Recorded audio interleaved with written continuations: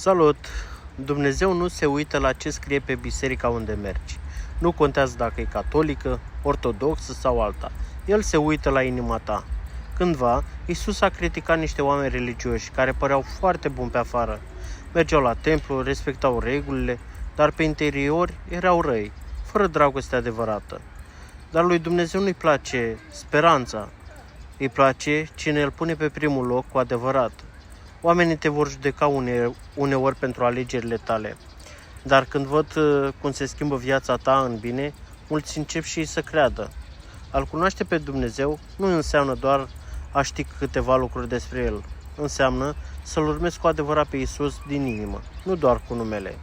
Nu denumirea bisericii contează, contează ce ai în suflet. Dumnezeu să te binecuvinteze. Și dacă dorești să cunoști pe Dumnezeu, dacă dorești să cunoști o biserică vie, lasă-mi un mesaj în privat și te voi contacta. Fii binecuvântat!